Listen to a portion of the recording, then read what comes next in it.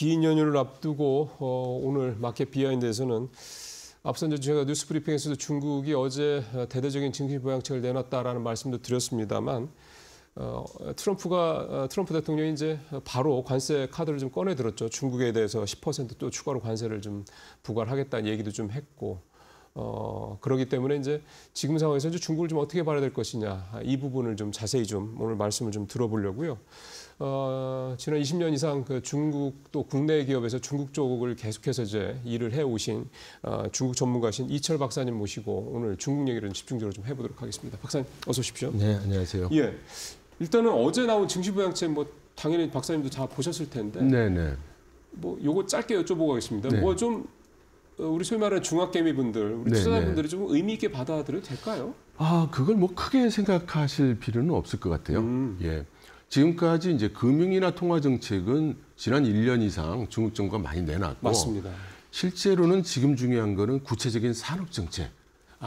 이게 지금 그 시장이 필요로 하는 것인데, 이것은 아직은 구체화됐다고 얘기하기 어렵죠. 네. 예, 그래서 다들 지켜보는 입장이고, 네. 또 뭐라고 해도 이제 미국이라는 트럼프 2기라는 변수가 그렇죠. 나타났으니까요. 네. 예. 그러면은 이 말씀하신 산업 정책 이 부분은 결국 양회가 열려야지 뭐 어느 정도 구체화될까요? 아니면 지금 이제 1월 뭐 말이긴 한데 이제 2월까지 조금 네. 더 보고 난 다음에 나올까요? 아마 그 산업 정책이라는 건 이미 상당 부분 만들어져 있을 텐데, 이미? 예, 공개되는 시점은 베이징에서 열리는 전국 양회가 되어야 될 것 같고요.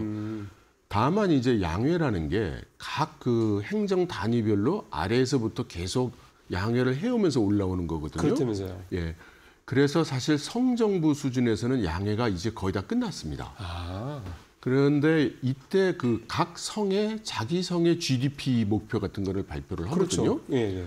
예, 거기를 보면은 예상외로 네. 5% 이상을 목표로 발표한 데가 꽤 되고, 자신감이 있다는 얘기네요. 5% 미달이라고 발표한 데는 굉장히 적고, 그건 좀 부담스러워서 그런가요? 중앙정부를? 실제로 하기가 달성하기 어렵다고 보는 데들이죠. 그리고 그런 데들은 사실 정치적인 이유가 또 있는 곳이기도 하고요.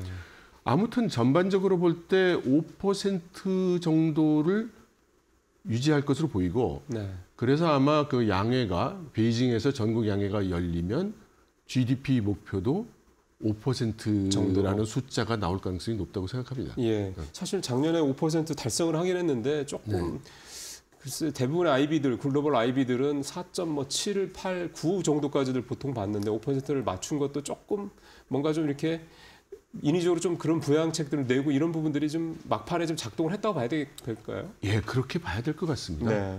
특히 중국에서는 GDP 계산이 팔리지 않고 재고로 남아 있어도 GDP로 계산이 되는 그런 시스템이기 때문에 정부나 국영기업에서 일단 생산을 많이 만들어 놓으면 GDP 숫자 자체는 올라가게 되는 그런 것이어서 작년 4분기에 5% 이상 스포트를 했으니까요. 예, 그런 눈으로 볼 수밖에 없죠. 그러게요. 사실 이제 이런 부분들 때문에 중국 당국이 발표하는 통계에 대해서 신뢰가 떨어지는 이런 얘기들을 하는 것 같긴 합니다만 어쨌든 이게 좀 계산하는 방식도 좀 다르다라는 점 또 오늘 박사님 말씀 통해서 좀 알게 됩니다. 이제 좀 본격적으로 오늘 준비된 말씀을 좀 들어보면 결국 이제 트럼프 2기 정부가 이제 출범을 했고요.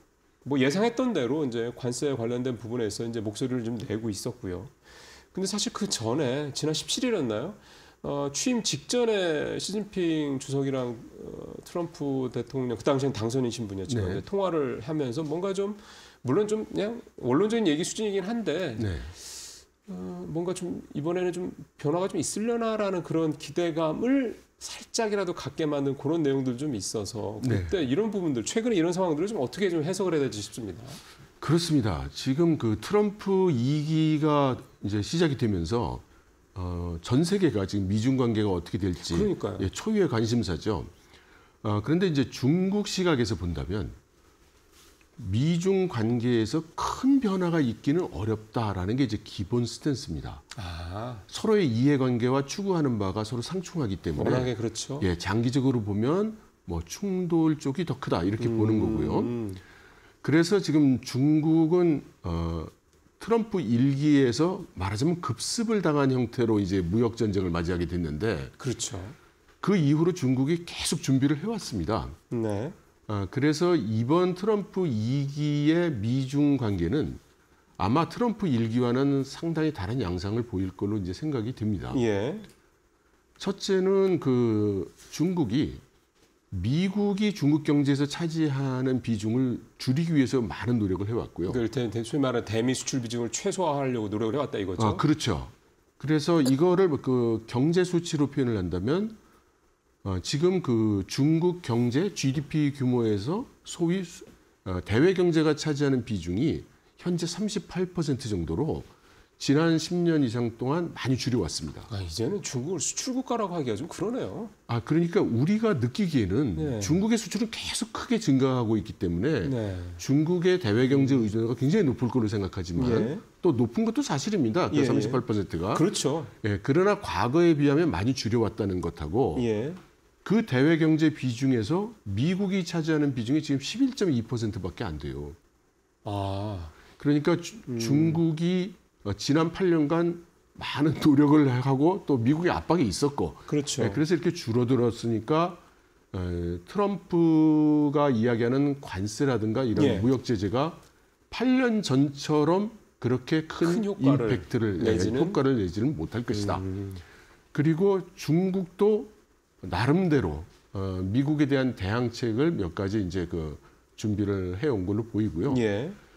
중국이 아직 적극적으로 사용하지는 않지만 미국이 중국을 제재할 때 사용했던 여러 가지 도구들, 반격 카드들, 네네. 그럼 뭐 예를 들면 수출 금지를 한다든가, 뭐 히토리 얘기 같은 이런 거 말씀하시는 예, 거죠? 그렇죠. 그 다음에 그 특정 기업을 제재한다든가, 예. 이런 거를 미국 시스템을 본따서 중국도 그동안 다 만들어놨어요. 다 거기서 배웠군요, 결국은. 예, 그렇습니다. 지난 수년간 만들어왔고요. 예. 그래서 그렇지만 이제 중국 입장은 그래도 끝까지 잘해보고 싶다죠.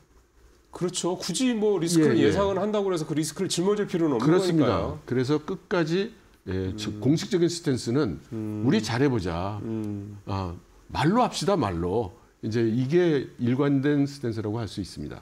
그러면은 그 마지막 어쨌든 누구든지 굳이 뭐 사실은 손자배법에 나오는 것도 싸우지 않고 이기는 게 가장 좋은 승리 방법이라 했던 거니까 그거를 뭐 중국 당국이 뭐 누구라도 잘 알 테니 만약에 조금 긍정적인 쪽으로 가려면 지금 트럼프라는 이 이제 대통령 또 한 사람의 성향을 우리가 이제 그동안에 봐왔던 걸 생각하면 뭘 자꾸 손에 쥐어줘야 될 거 아니에요.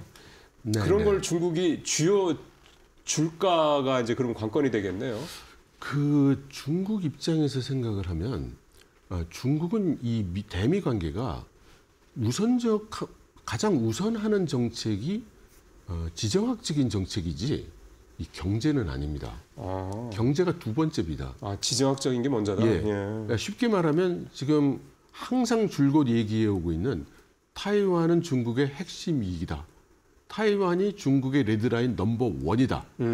이거를 밟으면 그 이하는 얘기할 필요도 없다. 예. 라고 지난 기간 내내 얘기해 오고 있지 않습니까? 그러니까 중국 입장에서는 트럼프가 그냥 트럼프라는 사람의 캐릭터로 볼 때 네. 빅딜이 가능할 수도 있을까? 이런 가능성을 조금은 보는 거죠. 왜냐하면 그 트럼프가 지금 그 취임하기 전에는 중국에 60% 관세를 때린다고 했었습니다. 그런데 중국 내부에서 나온 분석 리포트를 보면 그렇게 되면 미국 경제에도 상당한 데미지를 주는 걸로 이렇게 나왔죠. 네. 하지만 트럼프가 실제로 대통령이 되고 나서 캐나다나 멕시코에는 25% 관세를 확정을 했지만 원래 얘기했던 대로 가기로 했고요. 네. 중국에 대해서는 갑자기 10% 뭐 이런 얘기를 하고 있지 않습니까? 맞습니다. 네. 그것은 현재 그 중국에 대한 무역 제재가 기대한 만큼의 효과를 가져오지 못할지 모른다는 그런 인지를 트럼프 대통령이 하고 있다는 것으로 봐야 될 것이고 참모들의 그런 의견을 받아들인 거군요. 그 이해한 걸로 우리가 한번 추정을 해볼 수 있죠. 네. 그러면 이 상태에서 트럼프 대통령 입장에서는 중국에게 원하는 것을 얻어낼 수 있는 그런 카드를 이제 몇 가지 마련을 해야 되고 네. 그때 중국 입장에서는 만일에 지정학적인 협조를 트럼프 쪽에서 해줄 수 있다면 경제적인 이해관계에 있어서는 상당한 양보도 가능하다. 이게 이제 중국 공산당의 입장으로 보입니다. 그 사실은 지금 행간에 가장 많이 알려지는 얘기가 2027년에 중국이 대만을 그게 이제 물론 시진핑 주석의 이제 뭐 공언이었다는 얘기도 좀 함긴 합니다만은 네네. 대만을 침공할 수 있다. 네. 뭐 이런 얘기를 한단 말이에요. 네네. 근데 대만이라는 데가 앞서 지정학적 말씀을 하셨기 때문에 이게 사실은 미국 입장에서 봤을 때는 미국의 이제 소위 말하는 이제 인도 태평양 전략, 인태 전략의 핵심적인 그런 위치이고. 네. 근데 이거를 아무리 트럼프 대통령이라도 미국에는 어떻게 보면 미국도 상당히 지정학적인 이런 이익을 중요하게 생각하는 나라이기 때문에 과연 이제 뭐 침공까지는 아니더라도 뭐 중국에서 얼마나 많은 경제적 이익을 얻을지는 모르겠지만 그렇다고 해서 대만을 이를테면 중국이 핸들링할 수 있게 과연 트럼프 대통령이 놔둘까 이 부분에 대한 거는 좀 생각을 해봐야 될 것 같거든요. 그거 어떻게 보세요? 그러니까 그 트럼프 대통령이 아무리 경제적인 이익을 얻는다 하더라도 예를 들어 중국이 타이완을 접수하는 거를 뭐 양해하겠다든가 그런 거는 이런 것은 이제 불가능하죠. 그렇죠. 그래서 지금 그 중화권 그리고 중국 내에서 중국에 대한 연구자들이 하는 얘기 중에서 중국 쪽에서 바랄 수 있는 가장 이 최대치라고 할까요? 그런 것들의 예로 나오는 이야기 중에 대표적인 게 타이완이 독립하는 것을 미국은 반대한다 정도의 그 태도 표명입니다. 멘트. 예. 그러니까 어쨌든 지금은 중국의 이제 지금 집권당이 민진당인데 그쪽은 어쨌든 반중국 성향의 이제 당인 그렇습니다. 거잖아요. 예. 그쪽에서는 계속 얘기하는 게 독립이라는 거고 대만은 중국이랑 다른 나라다라는 거고. 근데 그거를 대해서는 항상 중국은 되게 예민하게 반응을 해왔고. 그럼 이제 그런 대만의 입장을 미국 측에서 뭐 딱히 이렇게 지지하거나 이러지 않고 그냥 그냥 놔둔다 뭐 이런 식으로. 그렇죠. 이게 이제 그 과거 사례를 보면 미국이 그 하나의 중국 원칙에는 이 합의를 한 상태이고 계속 반복해서 확인을 해왔지 않습니까? 그런데 바이든 대통령이 그 발리 정상회담을 할 때 그때 구체적으로 무슨 얘기가 있었는지는 모르지만은 그 이후에 시진핑 주석이 그때 약속을 지켜라. 타이완에 대한 그 입장을 지켜라. 이런 코멘트를 여러 번 했어요. 그래서 아마도 추정컨대 중국 공산당 쪽에서는 타이완의 독립을 반대한다. 하나의 중국을 지지한다. 그 맥락에서 그 얘기를 분명히 밝혀라. 뭐 이렇게 얘기를 했고 당시 아마 바이든 대통령이 거기에 동의한 것으로 중국 공산당이 오해할 수 있는 발언을 한 게 아닌가. 이제 이런 생각은 할 수 있겠습니다. 그러면은 아마 이 좀 박사님 말씀을 듣는 우리 시청자분들께서 드시는 생각은 그래? 그러면은 미국이 만약에 중국이 원하는 대로 그 정도 수준. 그러니까 우리는 대만의 독립을 지지하지는 않아. 뭐 하여간 대략 이런 정도의 뭔가를 했을 때 중국이 대만에 대해서 어떤 식으로 뭐 조치나 이런 것들을 할 수가 있게 되는 겁니까? 뭐 가서 대만을 점령하거나 이런 건 아니잖아요. 지금 그 무력을 사용하는 건 최후의 수단이죠. 그런 거죠. 그런데 한 가지 우리가 그 확신할 수 없으나 그 짐작해 볼 수 있는 것은 작년 초에 시진핑 주석이 일국 양제가 더 이상 유효한 전략 같지 않다. 시진핑이요? 예. 그것은 이제 그 홍콩 사태가 일어난 다음에 홍콩 민주화 시위를 하고 이것을 이제 중국 공산당의 영향력을 통해서 강경한 진압을 하지 않았습니까? 진짜 표현이 좀 그렇긴 한데 사실 때려잡았다는 표현이 나오더라고요. 그것이 타이완 국민들에게 일국 양제가 저런 거라면 우린 도저히 받아들일 수 없다. 이제 이렇게 됐죠. 그래서 시진핑 주석이 일국 양제라는 캐치프레이즈가 더 이상 먹힐 것 같지 않으니 새로운 그 전략이 필요하다. 이렇게 했고 그것을 왕우닝이 그 상무위원 중에 한 사람인 왕우닝이 그 타이완 통일 전략의 총책임자인데 이제 이 사람에게 전략을 짜라고 지시를 했고 그 후 약 한 달 반, 2달이 채 안 됐을 때 왕우닝이 새로운 전략이 수립됐다고 발표를 했습니다. 그런데 그 구체적인 내용이 뭔지는 공개를 안 했죠. 그러고 나서 지금 한 1년 가까이라는 시간이 지났는데 그동안 경과되면서 관찰한 결과를 보면 아마도 타이완 내부 분열을 획책하는 그런 전략일 것으로 생각이 됩니다. 어제 예. 그 타이완의 그 예비역 장성이 중국 쪽으로부터 타이완 현재 정부를 중국의 힘을 받아 전복을 하면 그 타이완 총통을 시켜준다는 뭐 이런 약속을 받고 여러 가지 그 반국가 행동을 했다는 제목으로 체포됐군요. 예, 체포되고 어저께 이제 구형이 됐어요. 10년 넘는 중형을 선고해달라고 구형이 됐습니다. 그런데 여기에서 보면은 지금 타이완의 군경에 대한 이 중국 대륙 쪽의 여러 가지 제5열 활동이 상당히 이제 있는 것으로 생각이 되고 넘어간 일도 꽤 있는 걸로 봐서 아마도 이제 그런 방향을 생각할 수 있겠다. 그렇게 봅니다. 참 굉장히 이제 노회하게 지금 대만을 이제 압박을 하려고 하는 게 이제 중국의 모습인데 이제 거기서 이제 트럼프 즉 미국 정부의 스탠스가 굉장히 중요한 거고 네. 만약에 이런 식으로 간다고 했을 때 대만은 사실 지금 대만은 미국 입장에서도 특히 이제 AI 인프라 구축이라든가 AI 시대와 산업과 관련해서도 굉장히 중요한 어떻게 보면 일단 우리나라보다 더 중요한 나라로도 볼 수 네. 있는 건데 TSMC도 있고 네. 각종 이 소부장 업체들이 지금 몰려 있기 때문에요. 그러면 대만 입장에서 봤을 때도 뭔가 자기들도 이런 상황에서 레버리지를 키우려고 노력을 할 것 같은데 네. 대만의 스탠스는 어떻게 갈까요? 그러면? 대만의 입장이 사실 매우 어렵습니다. 네. 그런데 이제 그 현실적으로 중국에게 합병당하지 않겠다는 거에 대해서는 사실 그 의지는 분명하죠. 그럼요. 어느 정당 국민을 막론하고 분명한데 그럼 구체적인 방법이 뭐냐라고 했을 때 사실 자력으로는 해결할 수 없는 그러니까요. 게 한계죠. 네. 자력으로 해결할 수 없다면 미국과 또 우호 국가를 더 넓히고 지원을 받을 수밖에 없는 거고요. 네. 그러면 이제 타이완 입장은 뭐냐면 미국에게 꼭 필요한 국가가 돼야 되는 거죠. 그렇죠. 예. 그런데 이제 동시에 이렇게 되면 우리는 미국이 하라는 대로 다 해야죠. 다 해야 되는. 그렇죠. 미국에 대한 협상력이 거의 없어지는 거죠. 이제 이런 결과가 오지 않을까를 또 일부 타이완 지도층들은 우려를 하고 있습니다. 예.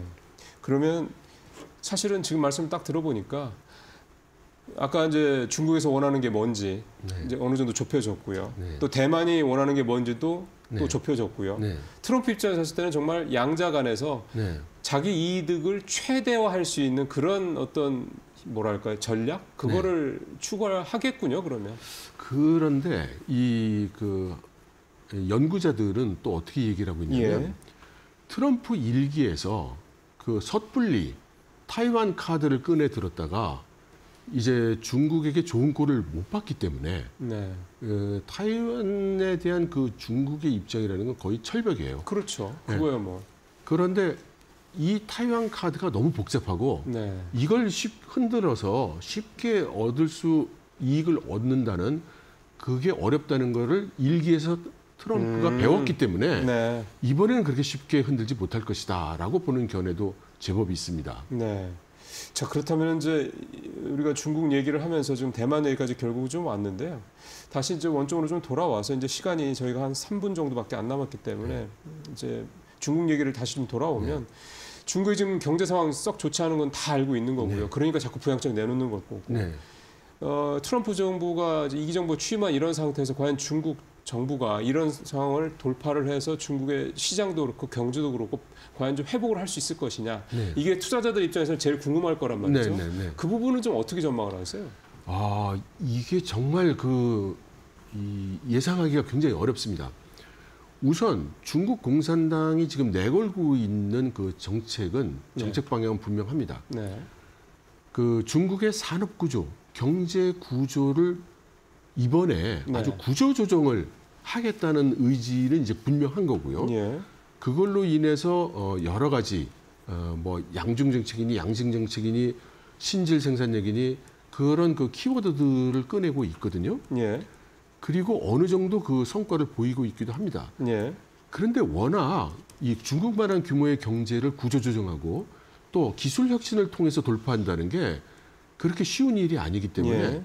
다들 머리를 갸웃갸웃하는 거죠. 예. 이론적으로는 맞으나 과연 해낼 수 있느냐. 그렇죠. 이렇게 보고 있는 거고 아마 금년이 그 14차 5개년 계획이 종료되는 해고 네. 따라서 금년에 한 해 동안 진행이 될 게 다음 5개년 계획을 수립하는 겁니다. 그렇죠, 그렇죠. 그래서 구체적인 산업 정책과 정책이 이제는 상당히 얘기가 금년 중에 계속 나올 것이고 이것들을 통해서 우리가 중국의 경제가 더 개선될 수 있을지 현재 문제를 극복할 수 있을지 짐작해 볼 수 있을 뿐이고 지금 이 순간 그 평가를 하려면 그건 어려울 것 같습니다. 박사님 그렇게 말씀을 하시니까 지금 이제 아까 이제 양회까지는 가봐야 될 거라는 또 말씀도 하셨고 그러면 올해 중국 경제 또 나아가서 중국에 대한 뭐 투자 이런 부분과 관련해서는 적어도 1분기 중에는 섣불리 뭔가 이렇게 액션을 취하는 거는 굉장히 좀 리스크가 크네요. 네, 일단 양회에서 발표되는 정책을 충분히 분석한 후에 결정하셔도 늦지 않을 것 같습니다. 예. 하여간 투자나 이런 걸 결정하실 때 서둘러서 득될 게 별로 없지 않습니까? 여러분들께서도 아마 많이 경험을 해보셨을 것 같은데 좀 이철 박사님 말씀을 들어보니 특히 중국에 대해서 지금 올해 바닥을 찍고 이제 반등할 거 이 기대감이 되게 좀 높거든요. 근데 말씀을 들어보니까 일단 아직은 한 적어도 양회가 끝날 때까지는 섣불리 좀 판단을 하시는 거 좀 이르겠다 이런 생각을 다시 한번 해보게 됩니다. 박사님 오늘 말씀 잘 들었습니다.